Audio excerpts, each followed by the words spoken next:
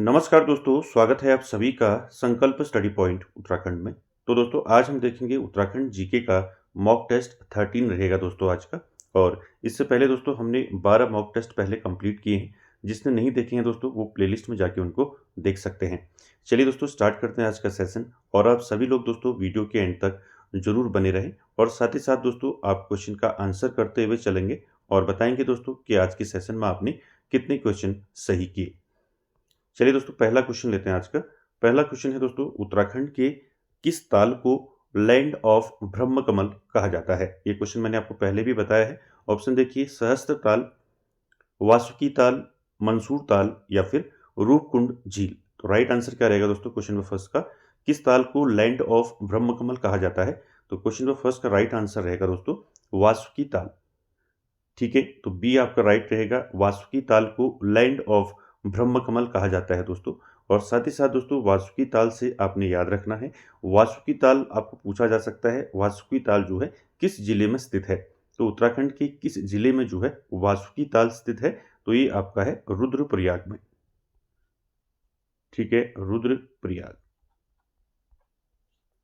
साथ ही साथ आपको याद रखना है वासुकी ताल को दोस्तों लाल पानी वाला ताल भी कहते हैं। क्या कहते हैं? लाल पानी का ताल। ठीक है, ऐसे भी आपको पूछा जा सकता है लाल पानी वाला अनूठा ताल कौन सा है, वासुकी ताल। ठीक है, साथ ही साथ दोस्तों आपको एक फैक्ट और याद रखना है, वासुकी ताल से कौन सी नदी निकलती है आपको पूछा जा सकता है। तो वासुकी ताल के पानी से सोन नदी निकलती है। ठीक है, कौन सी नदी निकलती है? सोन नदी। ठीक है, तो ये सारे फैक्ट दोस्तों आपको याद रखनी है। क्वेश्चन नंबर देखिए, क्वेश्चन नंबर 2, किस ताल के किनारे रविंद्रनाथ टैगोर ने गीतांजलि पर अपनी रचना पूरी की थी। तो आपको बताना है दोस्तों उत्तराखंड में स्थित किस ताल के किनारे रविंद्रनाथ टैगोर ने गीतांजलि पर अपनी रचना जो है पूरी की थी। ऑप्शन देखिए, लिंगा ताल, बेनी ताल, नचिकेता ताल या फिर सरवदी ताल। क्वेश्चन नंबर 2 का राइट आंसर क्या रहेगा? क्वेश्चन नंबर 2 का राइट आंसर रहेगा दोस्तों नचिकेता ताल। ठीक है, याद रखेंगे दोस्तों नचिकेता ताल के किनारे रविंद्रनाथ टैगोर ने गीतांजलि पर अपनी रचना पूरी की थी। ठीक है, और साथ ही साथ याद रखना है नचिकेता ताल आपका किस जिले में है, तो ये है आपका उत्तरकाशी में। ठीक है, उत्तरकाशी। ठीक है, साथ ही साथ दोस्तों आपको याद रखना है लिंगा ताल कहाँ है। ठीक है, लिंगा ताल है आपका चमोली में। ठीक है, बेनीताल कहाँ है? बेनीताल भी आपका चमोली में है। ठीक है, चमोली में। और सरवदी ताल कहाँ है? तो सरवदी ताल है आपका रुद्रप्रयाग में। ठीक है, कहाँ है? आपका रुद्रप्रयाग में। तो ये सारे ताल जो है दोस्तों आपको मैंने बताए हैं, चाहे वो ताल हो या फिर आपका कंप्लीट मैंने इसको आपका जैसे जलप्रपात हैं और ताल हैं, ये सारे मैंने आपको कंप्लीट कराए हैं। ठीक है, चलिए अगला क्वेश्चन देखते हैं, क्वेश्चन नंबर 3। क्वेश्चन नंबर 3 है दोस्तों, वाटरफॉल पूछा है, भुरमुनी जलप्रपात किस जिले में स्थित है। ऑप्शन देखिए, पिथौरागढ़, पौड़ी, चमोली, उत्तरकाशी। तो राइट आंसर क्या रहेगा क्वेश्चन नंबर 3 का? ये मैंने आपको पहले भी बताया है, भुरमुनी वाटरफॉल जो है कहाँ स्थित है। तो क्वेश्चन नंबर 3 का राइट आंसर रहेगा ये पिथौरागढ़ में है। ठीक है, याद रखेंगे भुरमुनी जलप्रपात जो है किस जिले में स्थित है, तो ये पिथौरागढ़ जिले में स्थित है। ठीक है, साथ ही साथ मैंने आपको कई जलप्रपात बताए हैं, कई वाटरफॉल जो है उत्तराखंड में हैं, जिनके बारे में मैंने आपको बताया है, जैसे आपका सहस्त्रताल हो गया। ठीक है, सहस्त्रताल। सहस्त्रताल कहाँ है? तो सॉरी, सहस्त्रताल जलप्रपात। ठीक है, जलप्रपात। तो सहस्त्रताल जलप्रपात जो सॉरी सहस्त्रधारा सॉरी सहस्त्रधारा जलप्रपात। ठीक है, सहस्त्रधारा जलप्रपात ये कहाँ है आपका? ये है आपका देहरादून में। ठीक है, इसके साथ ही साथ मैंने आपको कई जो हैं आप जलप्रपात बताए हैं, जैसे आपका भालूगढ़ जलप्रपात है। ठीक है, भालूगढ़ जलप्रपात। ये भालूगढ़ जलप्रपात कहाँ है? ये आपका नैनीताल में है। ठीक है, सारे मैंने आपको पहले बताए हैं। जैसे आपका वसुंधरा जलप्रपात है। ठीक है, वसुंधरा। ठीक है, वसुंधरा जलप्रपात ये कहाँ है आपका? वसुंधरा जलप्रपात ये आपका चमोली में है। ठीक है, इसी प्रकार आपका खेड़ी जलप्रपात है। ठीक है, जो आपका उत्तरकाशी में है। टाइगर फॉल है आपका देहरादून, और साथ ही साथ आपका वुडलैंड जलप्रपात है। वुडलैंड जलप्रपात कहाँ है? वुडलैंड जलप्रपात ये भी बताया था मैंने आपको, ठीक है। वुडलैंड जलप्रपात कहाँ है? तो ये है आपका नैनीताल में, ठीक है। कहाँ है? नैनीताल में। तो ये सारे जलप्रपात आपको याद रखने हैं। आगे चलते हैं दोस्तों क्वेश्चन नंबर 4 पर। क्वेश्चन नंबर 4 है, देखिए, खरीफ की फसल की कटाई किस माह के मध्य में की जाती है? तो मैंने आपको बताया था दोस्तों, रबी की फसल और खरीफ की फसल के बारे में डिटेल में मैंने आपको बताया था। तो आपको बताना है खरीफ की फसल की कटाई जो है किस माह के मध्य में की जाती है। ऑप्शन देखिए, अक्टूबर से नवंबर, सितंबर से अक्टूबर, अक्टूबर से नवंबर, या फिर इनमें से कोई नहीं। तो क्वेश्चन नंबर 4 का राइट आंसर क्या रहेगा? खरीफ की फसल की कटाई किस माह की जाती है? तो 4 का राइट आंसर रहेगा दोस्तों सितंबर से अक्टूबर, ठीक है। तो याद रखेंगे खरीफ की फसल की कटाई किस माह की जाती है? सितंबर से अक्टूबर माह में की जाती है। और साथ ही साथ अगर बात करें बुआई की, तो खरीफ की फसल की बुआई कब की जाती है? ठीक है, बुआई कब की जाती है खरीफ की फसल की? तो याद रखेंगे मई मई जुलाई के मध्य, ठीक है। मई जुलाई के मध्य बुआई की जाती है खरीफ की फसलों की, और कटाई की जाती है सितंबर से अक्टूबर, ठीक है। साथ ही साथ दोस्तों आपको याद रखना है खरीफ की फसल में कौन कौन आते हैं। खरीफ की फसल में दोस्तों आपका जैसे बाजरा हो गया, ठीक है। बाजरा, चावल, ये किस में आते हैं? खरीफ की फसल में चावल हो गया, बाजरा, मंडुआ, मंडुआ हो गया, साथ ही साथ मक्का, ठीक है। मक्का के साथ साथ आपका तिल हो गया, ठीक है। तिल, राजमा, ये किस में आते हैं? सब खरीफ की फसल में आते हैं, ठीक है। याद रखेंगे खरीफ की फसल की बुआई की जाती है मई से जुलाई के मध्य, और कटाई की जाती है सितंबर से अक्टूबर के मध्य, ठीक है। और खरीफ की फसल मैंने बताया आपको कौन कौन सी है, जैसे आपका बाजरा, चावल, तिल, राजमा, मंडुआ, मक्का, ठीक है। ये किस में आते हैं? आपके खरीफ की फसल में आते हैं। इसी प्रकार एक होता है दोस्तों रबी की फसल, ठीक है। तो रबी की फसल में याद रखेंगे जो रबी की फसल है दोस्तों, इसकी बुआई की जाती है, कब की जाती है? अक्टूबर से नवंबर में बुआई की जाती है, ठीक है। अक्टूबर नवंबर में क्या की जाती है? बुआई की जाती है रबी की फसल की, और कटाई की जाती है, अगर बात करें कटाई की, तो कटाई की जाती है मार्च अप्रैल में, ठीक है। मार्च अप्रैल में जो है रबी की फसल की कटाई की जाती है, और बुआई की जाती है अक्टूबर नवंबर में, ठीक है। बात करें रबी की फसल में कौन कौन सी फसलें आती हैं, ठीक है। रबी की फसलों में कौन कौन सी फसलें आती हैं? तो आप सभी जानते हैं, गेहूं हो गया, ठीक है। गेहूं, जौ, गेहूं, जौ, चना, मटर, सरसों, ये किस में आते हैं? सब रबी की फसल में आते हैं, ठीक है। सरसों हो गया, आलू हो गया, ये किस में आते हैं? सब ये किस में आते हैं? रबी की फसल में आते हैं, ठीक है। तो याद रखेंगे रबी की फसल और खरीफ की फसल, ठीक है। आगे चलते दोस्तों क्वेश्चन नंबर 5 पर। क्वेश्चन नंबर 5 है, उत्तराखंड में बीज ग्राम योजना की शुरुआत कब से हुई? ऑप्शन देखिए, 2010, 12, 14, 16। तो राइट आंसर क्या रहेगा? ये मैंने आपको डिटेल में बताया था। उत्तराखंड में बीज ग्राम योजना की शुरुआत कब से हुई? तो राइट आंसर रहेगा क्वेश्चन नंबर 5 का 2014 में दोस्तों इसकी शुरुआत हुई। किसकी? बीज ग्राम योजना की। दोस्तों ये बीज ग्राम योजना क्या है? तो याद रखेंगे ये बीज ग्राम योजना दोस्तों, इस योजना के तहत जो है, जो चयनित कृषक हैं यानी कि जो चयनित किसान हैं, उनको आधे एकड़ में, ठीक है, आधे एकड़ में बीजोत्पादन के लिए जो है 50% जो है अनुदान पर जो है बीज उपलब्ध कराया जाता है, ठीक है। तो याद रखेंगे बीज ग्राम योजना की शुरुआत कब से हुई? 2014 से। आगे चलते हैं क्वेश्चन नंबर 6 पर। क्वेश्चन नंबर 6 है, उत्तराखंड में समन्वित डेयरी विकास परियोजना की शुरुआत कब से हुई? तो आपको बताना है उत्तराखंड में समन्वित डेयरी विकास परियोजना यानी कि इंटीग्रेटेड डेयरी डेवलपमेंट प्रोजेक्ट, इसकी शुरुआत कब से हुई? ऑप्शन देखिए, 2001-2, 2002-3 में, या फिर 2003-4 या 4-5। तो राइट आंसर क्या रहेगा क्वेश्चन नंबर 6 का? इंटीग्रेटेड डेयरी डेवलपमेंट प्रोजेक्ट आपका समन्वित डेयरी विकास परियोजना की शुरुआत जो है दोस्तों 2002-3 में इसकी शुरुआत हुई। ठीक है, 20 का राइट रहेगा क्वेश्चन नंबर 6 का। साथ ही साथ दोस्तों ये जो समन्वित डेयरी विकास परियोजना है इसकी शुरुआत जो है दुग्ध विकास कार्यक्रम के सुदृढ़ीकरण और विस्तारीकरण हेतु जो है भारत सरकार के सहयोग से इसकी शुरुआत हुई। कब हुई? 2002-3 में। ठीक है, आगे चलते हैं दोस्तों क्वेश्चन नंबर 7 पर। क्वेश्चन नंबर 7 है, चंदवंश के किस राजा ने चंपावत में रेशम के कारखाने खोले? ठीक है, तो याद रखें दोस्तों, ये मैंने आपको बता रखा है चंदवंश अच्छे से। तो क्या रहेगा राइट आंसर क्वेश्चन नंबर 7 का? चंदवंश के किस राजा ने चंपावत में रेशम के कारखाने खोले? तो 7 का राइट आंसर रहेगा दोस्तों इंद्रचंद। ठीक है, सी राइट रहेगा। ठीक है, इंद्रचंद ने दोस्तों चंपावत में रेशम के कारखाने खोले।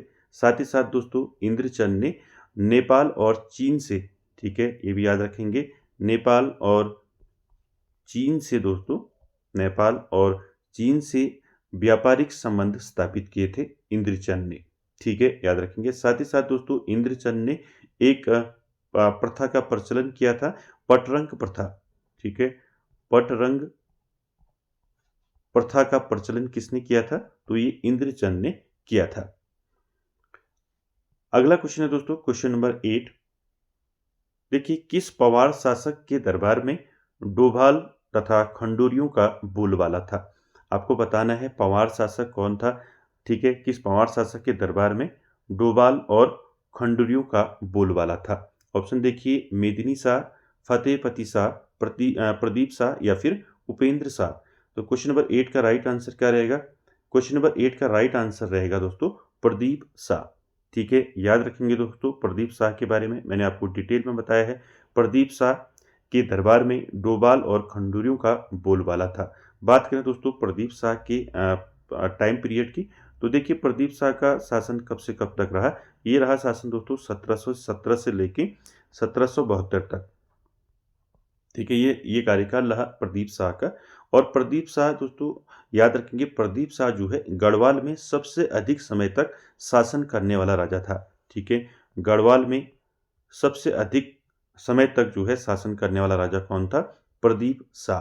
ठीक है, साथ ही साथ याद रखना है प्रदीप शाह दोस्तों 5 वर्ष की आयु में गद्दी पर जो है बैठा था। ठीक है, 5 वर्ष की आयु में।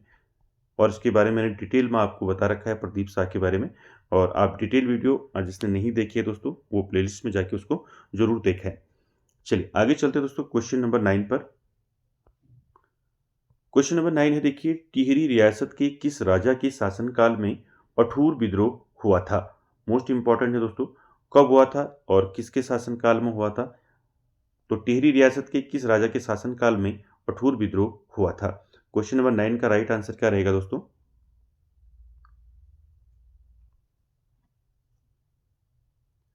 तो राइट आंसर क्या रहेगा क्वेश्चन नंबर 9 का?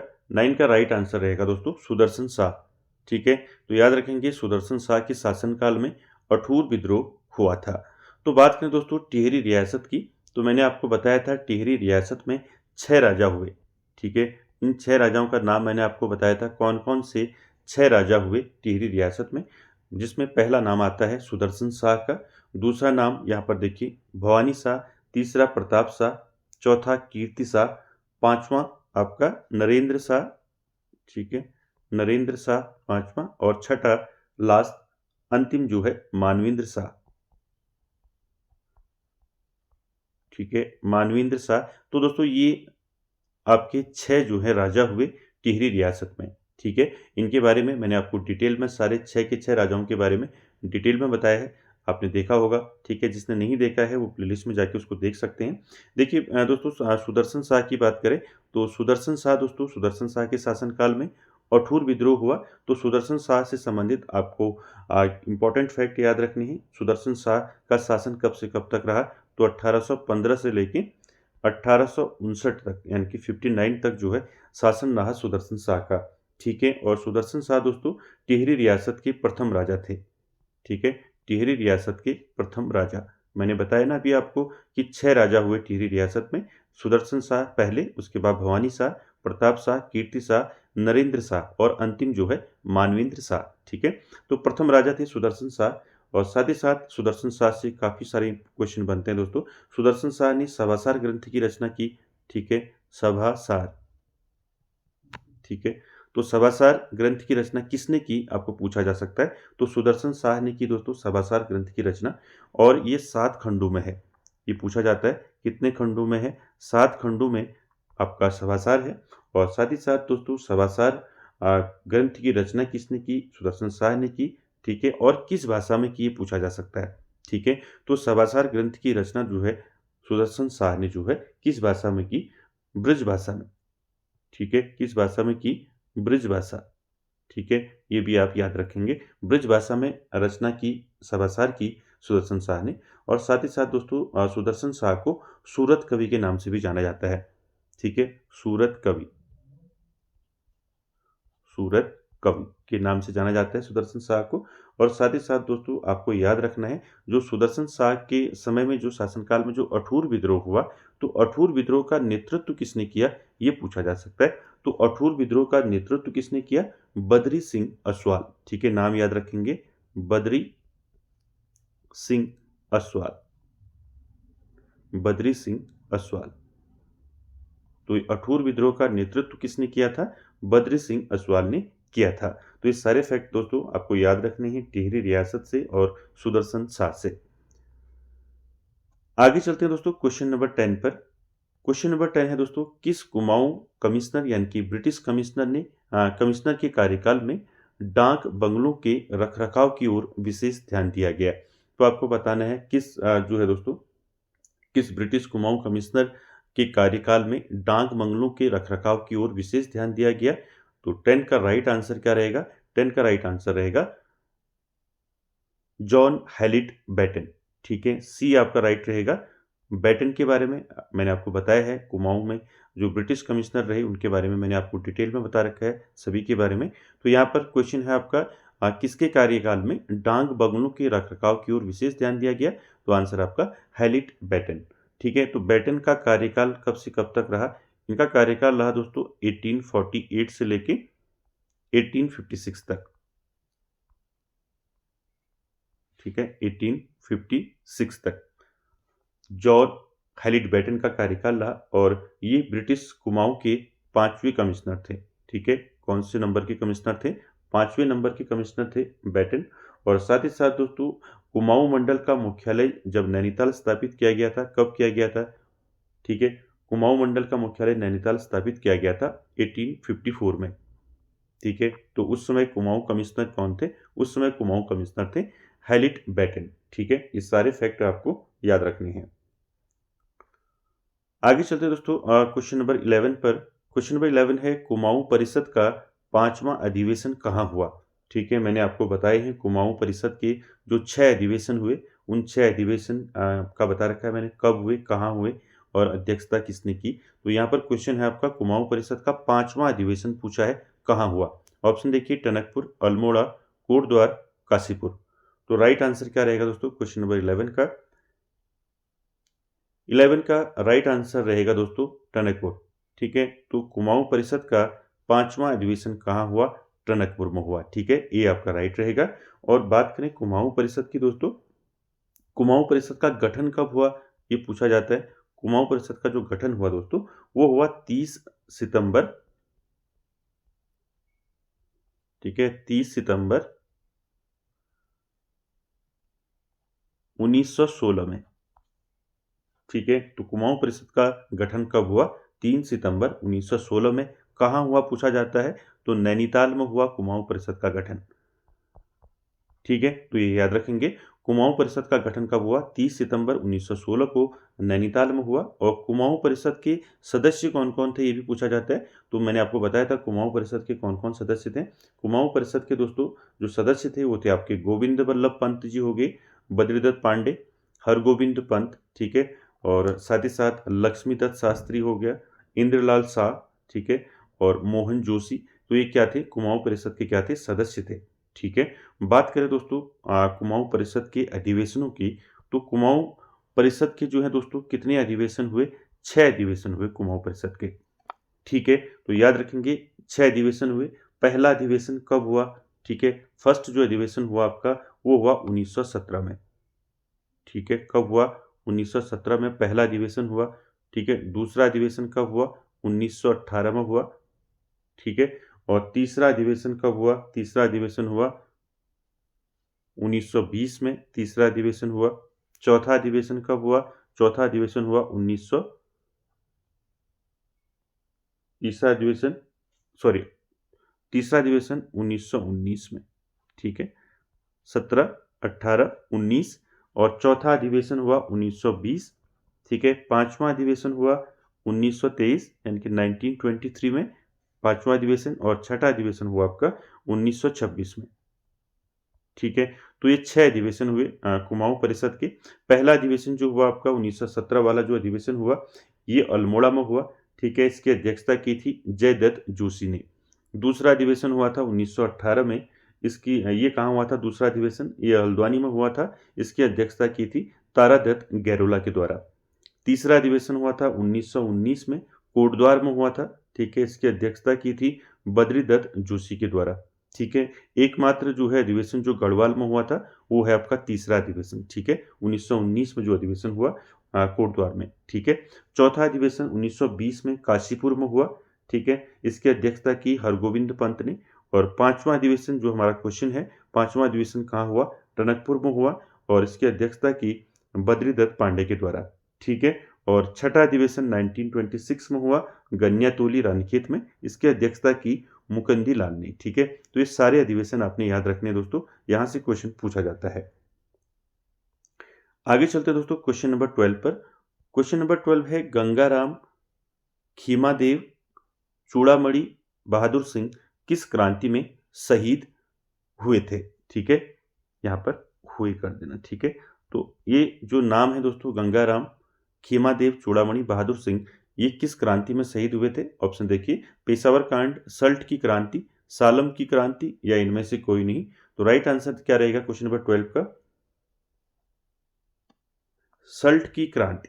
ठीक है, तो याद रखेंगे गंगाराम खीमादेव चूड़ामणि और बहादुर सिंह किस क्रांति में शहीद हुए? सल्ट की क्रांति में। तो बी आपका राइट रहेगा दोस्तों क्वेश्चन नंबर 12 का आंसर। सल्ट की क्रांति कब हुई थी ये पूछा जाता है, तो आप सभी जानते हैं 5 सितंबर 1942 को क्या हुआ? सल्ट की क्रांति हुई 5 सितंबर 1942 को। ठीक है, और सल्ट की क्रांति को दोस्तों महात्मा गांधी ने क्या कहा? कुमाऊं का बारदोली। ठीक है, क्या कहा? कुमाऊं का बारदोली। ठीक है, कुमाऊं का बारदोली कहा। ठीक है, ये सारे फैक्ट आपको याद रखने हैं। आगे चलते दोस्तों क्वेश्चन नंबर 13 पर। क्वेश्चन नंबर 13 है देखिए, 2011 की जनगणना के अनुसार उत्तराखंड में अनुसूचित जाति यानी कि शेड्यूल कास्ट में जो है सबसे कम महिला साक्षरता वाला जिला। तो सबसे कम महिला साक्षरता वाला जिला बताना है अनुसूचित जाति में, 2011 की जनगणना के अनुसार बताना है। ऑप्शन देखिए, उधम सिंह नगर, नैनीताल, चमोली, पौड़ी। तो राइट आंसर क्या रहेगा दोस्तों क्वेश्चन नंबर 13 का?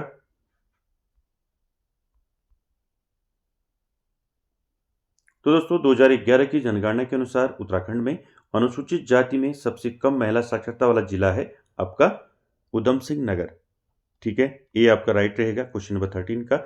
बात करें दोस्तों अनुसूचित जाति यानी कि शेड्यूल कास्ट में जो है महिला साक्षरता में सबसे कम महिला साक्षरता वाला जिला है उधम सिंह नगर।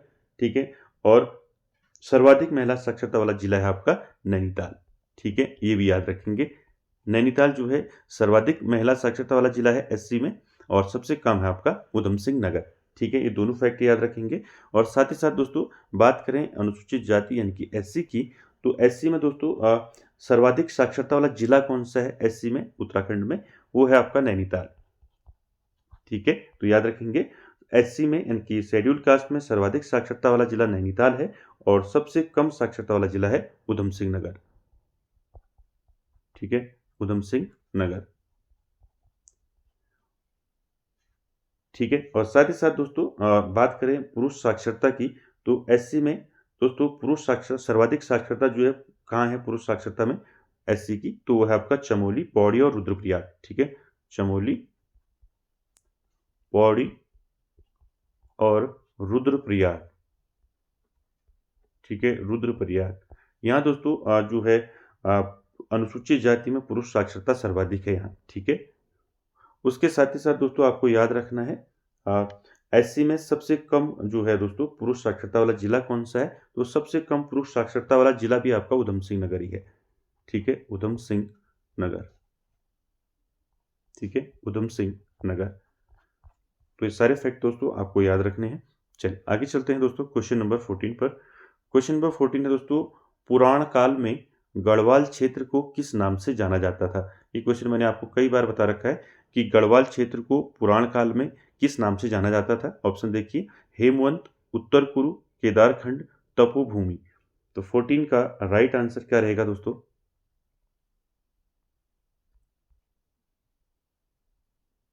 14 का राइट आंसर रहेगा दोस्तों केदारखंड, ठीक है। तो याद रखेंगे पुराण काल में गढ़वाल क्षेत्र को किस नाम से जाना जाता था, केदारखंड, ठीक है। साथ ही साथ दोस्तों आपको याद रखना है, पूछा जा सकता है पुराण काल में, तो आपको याद हो गया, ठीक है, पुराण काल में गढ़वाल क्षेत्र को किस नाम से जाना जाता था, केदारखंड, ठीक है। और साथ ही साथ दोस्तों आपको याद रखना है गढ़वाल क्षेत्र को दोस्तों वैदिक काल में क्या कहा जाता था, ठीक है, वैदिक काल में। तो वैदिक काल में दोस्तों गढ़वाल क्षेत्र को क्या कहा जाता था, हिमवंत, ठीक है, क्या कहा जाता था वैदिक काल में, हिमवंत।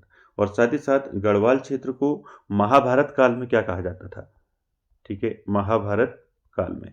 तो महाभारत काल में गढ़वाल क्षेत्र को क्या कहा जाता था, उत्तर कुरु, ठीक है, क्या कहा जाता था, उत्तर कुरु, ठीक है।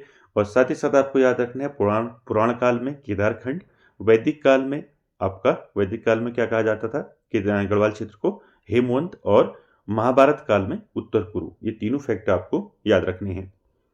आगे चलते हैं दोस्तों, आज का आखिरी क्वेश्चन है और आज हमने 15 ही क्वेश्चन इसमें रखे हैं। तो क्वेश्चन 15 देखिए, उत्तराखंड का कौन सा जिला राज्य के 7 जिलों को स्पर्श करता है।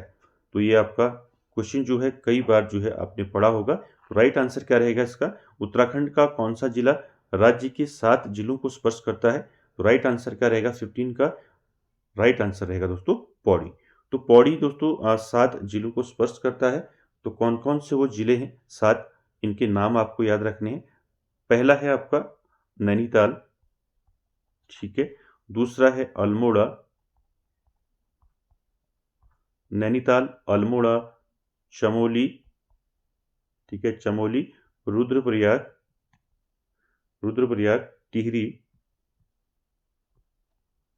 टिहरी, देहरादून और हरिद्वार, ठीक है। तो देखिए ये 7 जिलों को स्पर्श करता है पौड़ी। कौन कौन से देखिए, पहला नैनीताल, दूसरा अल्मोड़ा, तीसरा चमोली, चौथा रुद्रप्रयाग, पांचवा टिहरी और छठा देहरादून, सातवां हरिद्वार। तो ये 7 जिलों को स्पर्श करता है। और कुमाऊं के कितने जिले हैं इसमें, कुमाऊं के 2 जिले हैं, पौड़ी स्पर्श करता है कुमाऊं के 2 जिलों को। कौन कौन से, नैनीताल और अल्मोड़ा, ठीक है। तो सारे फैक्ट दोस्तों आपको याद रखने हैं। तो दोस्तों आज का सेशन यहीं तक, और आज का सेशन आपको कैसा लगा कमेंट बॉक्स में ज़रूर कमेंट करें, और आपने कितने क्वेश्चन आज के सेशन में सही किए ये ज़रूर आप कमेंट बॉक्स में कमेंट करें। और वीडियो को एंड तक देखने के लिए थैंक यू वेरी मच।